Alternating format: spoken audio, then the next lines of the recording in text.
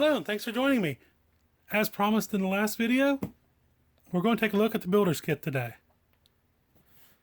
This is going to be the start of our new comp truck. It's still sealed. I have not opened it yet. So let's take a look around the box. Nothing fancy on that end. Got a little picture here of the completed chassis, and it briefly mentions some of the features truck, talks about it. Talks about how it comes with the gatekeeper, style track bar, mount, and all that good stuff.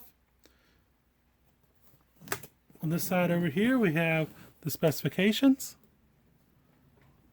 We have, of course, scale 110, off-road, electric, length 462 millimeters, width 236 millimeters, wheelbase 313 millimeters, 12.3. And all the other random odds and ends there. On the back of the box, which I have upside down,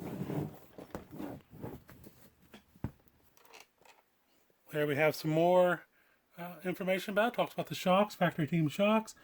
I am disappointed in the version 2 because the shocks come with plastic caps, so I'll have to buy a set of STRC caps for them. Of course, it has the gatekeeper shock mount inserts, which are nice. The panhard bar mount, like I said before.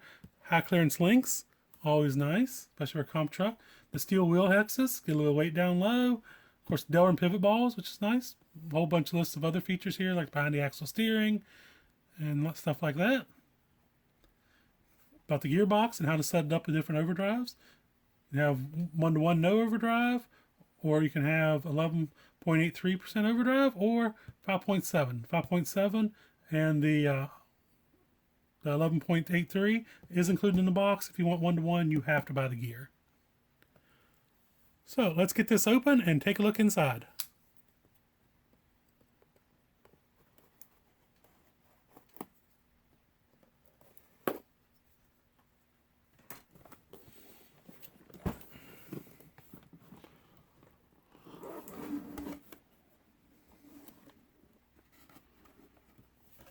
Of course, inside the box, you see the garage art here. So the box does make a little scale garage.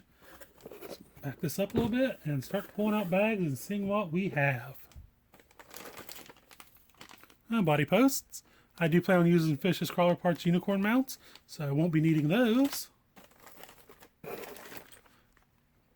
Axle parts. I've not, like I said, I've not put together one of these element kits, but I have done a lot of associated stuff in the past with an Apex. I used to race associated trucks, so I'm familiar with their organization, and everything is always well organized when it comes to team associated stuff. Here's transmission gears and cases. Drive shafts. I love element drive shafts. Some shock guts and springs, as well as shock bodies. That's interesting. I don't mind it, but they're not as bright as they looked on the box. A little more gunmetal than brassy looking, which I'm fine with that. A little more subtle looking, and it'll match the STRC gunmetal caps better. All the links, as well as the Delrin balls.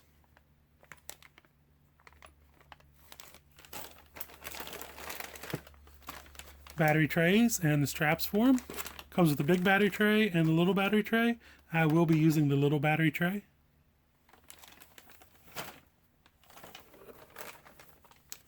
Shock oil says it's 30 weight. I'll be using a full synthetic shock oil that I already have in these. I'll probably start with 30 in the front and 35 in the back. The other rear axle case here.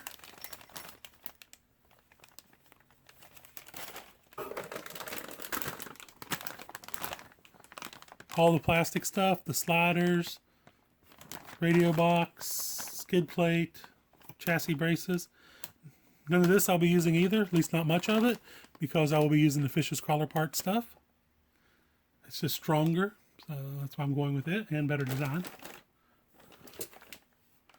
Stock chassis rails. Ooh, those are heavy.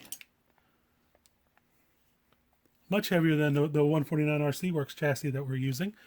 I guess maybe I'll weigh those when I do the video on that chassis. See how they compare. What else we got in here? Instruction manual and decals. Not a lot of decals, none of the funny ones. I'm kind of disappointed with that. I like the bumper stickers that come in a lot of the other ones.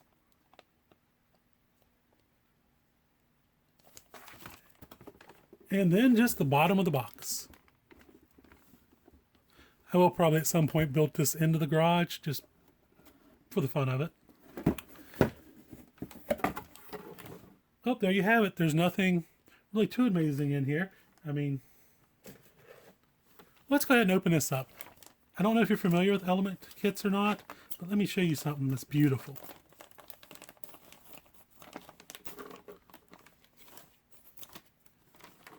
And that is this instruction booklet.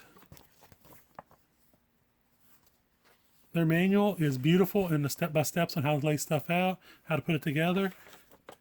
You have a hardware page over here. It shows you exact size hardware, shims, all that you need.